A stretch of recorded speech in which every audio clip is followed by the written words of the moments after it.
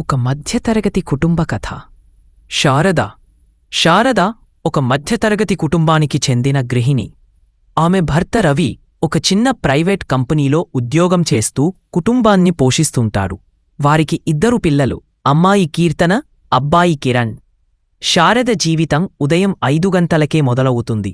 అందరినీ సిద్ధం చేసి, అల్పాహారం, మధ్యాహ్నం భోజనం తయారుచేసి, భర్తను ఆఫీస్కి, పిల్లలను స్కూల్కి పంపిస్తుంది. శారదకు తన కుటుంబమే లోకం. రవి జీతం కేవలం అవసరాలకు సరిపోయేంతే ఉంటుంది. కీర్తనకు మంచి కాలేజీలో సీటు కావాలన్నా, కిరణ్కు కొత్త సైకిల్ కొనాలన్నా అదనపు డబ్బు అవసరం. ఈ ఆర్థిక ఇబ్బందులన్నీ శారదను నిత్యం ఆలోచింపజేసేవి. అందుకే భర్తకు తెలియకుండానే పాత చీరలపై హ్యాండ్ ఎంబ్రాయిడరీ చేసి వాటిని ఆన్లైన్లో విక్రయించడం ప్రారంభించింది.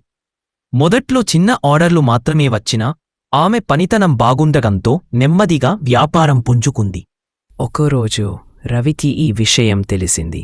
శారద తన కష్టాన్ని దాచిపెట్టిందని బాధపడ్డా, కుటుంబం కోసం ఆమె పడుతున్న తపన చూసి గర్వపడ్డాడు. శారద, నీవు మా ఇంటికి కేవలం భార్యవు, తల్లివి మాత్రమే కాదు, గొప్ప ఆధారం కూడా.